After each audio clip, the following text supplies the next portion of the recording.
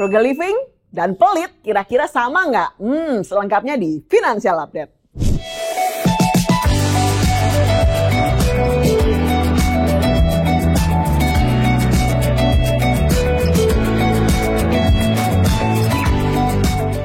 Oke, lagi ramai di kalangan millennials nih. Mereka berbondong-bondong untuk melakukan gaya hidup frugal living. Apa sih frugal living ya? Kok kayaknya lagi hits banget namanya. Tapi ada sebagian orang juga yang kira-kira atau ngelihat gaya hidup frugal living ini sebagai tindakan pelit terhadap diri sendiri. Yuk, coba kita bahas pelan-pelan. Frugal berasal dari bahasa Inggris, artinya hemat. Dan living artinya ya kehidupan, udah pasti. Ya, kalau dilihat dari keterangan namanya saja, berarti frugal living adalah gaya hidup yang menunjukkan hemat sebagai konsentrasi utamanya. Nah, pada umumnya orang-orang yang memilih gaya hidup ini, mereka cenderung membatasi pengeluaran yang tidak perlu atau yang sifatnya kebutuhan sekunder atau tersier. Sebagai contoh, kalau mereka hanya mementingkan kebutuhan-kebutuhan pokok saja, yang penting bajunya bersih, tampilan rapi gitu ya, tidak perlu yang terlalu mengikuti yang sekarang lagi tren, nggak ikut-ikutan FOMO ya, tau nggak FOMO? Fear of missing out ya. Mereka yang penting sesuai dengan kebutuhannya mereka secara pokok, sandang, pangan, papan. Kalau itu sudah terpenuhi, biasanya mereka untuk hal-hal yang tidak diperlukan lebih menahan diri untuk tidak memiliki itu. Nah, ada pertanyaan nih, kalau tiket Coldplay gimana?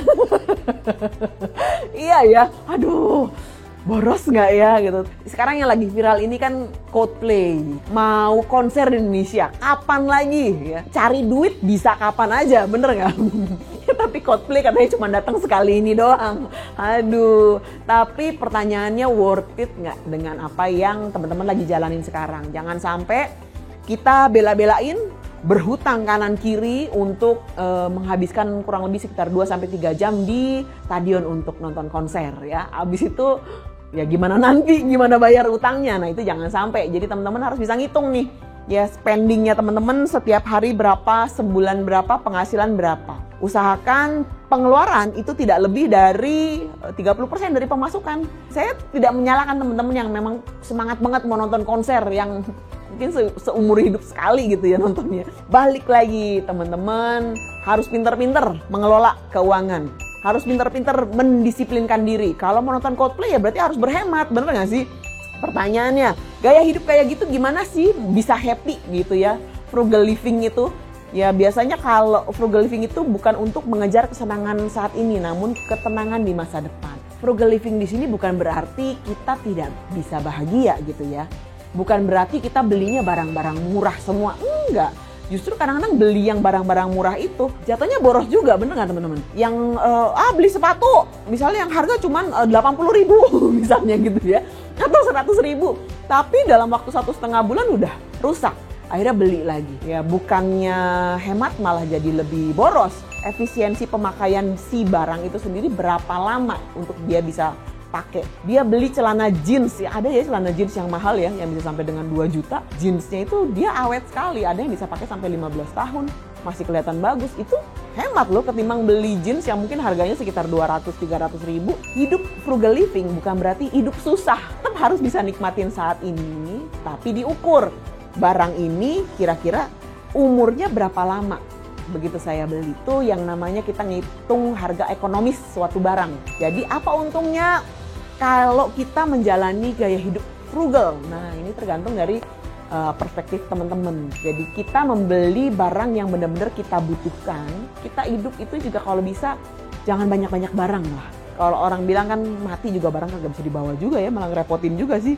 Makanya banyak orang sekarang balik lagi ke basic kehidupan yang ekonomis, seperlunya, secukupnya. Tidak perlu barang itu harus penuh sebanyak-banyaknya, tapi ekonomis mungkin, sesimpel mungkin, yang seberguna mungkin. Jadi frugal living beda ya sama pelit. Tapi kadang-kadang banyak orang bilang tidak bisa membedakan mana kebutuhan dan mana keinginan. Semuanya prioritas. Sekali lagi kalau kita mau tahu gimana caranya bisa ngebedain antara kebutuhan dan keinginan, ya kita harus lihat dulu. Bisa ditahan misalnya, kalau tidak beli barang ini, apa yang akan terjadi dengan hidup saya? Kalau masih bisa hidup-hidup aja, berarti ya sebenarnya barang ini tidak terlalu urgent sekali gitu ya. Nah, untuk kalian agar lebih mudah mendapatkan tujuan dan gaya hidup frugal living kalian ini, kalian bisa melakukan apa sih gitu loh. Ya, kalau misalnya kita mau punya tujuan, ya tujuannya apa? Satu, menghemat. Yang kedua, misalnya mempunyai simpanan yang bisa digunakan untuk masa depan. Ya, dimana simpanan ini akan sangat-sangat berguna untuk masa depannya teman-teman semua. Teman-teman boleh nih cobain simpanan di simpanan berjangkanya Kopnus Pos ya. Teman-teman bisa cek rate-nya yang terbaru dari kita. Semuanya ada di website, ada di YouTube-nya kita, dan ada di Instagram-nya kita ya. Teman-teman boleh cek langsung ada program apa sih yang lagi berjalan di bulan ini. Nah, simpanannya itu selain aman, bunganya menarik, dan tentu saja program-programnya juga teman-teman jangan sampai ketinggalan. Kurang lebih seperti itu ya teman-teman. Nah, jadi saya harus ikutan frugal living apa enggak? Ya, kalau buat saya sebenarnya perlu frugal living ya. Hidup sesuai dengan kebutuhannya saja. Jadi tidak ada yang sia-sia. Gitu ya teman-teman. Terima kasih. Semoga apa yang saya sampaikan hari ini bisa sangat-sangat bermanfaat untuk semua.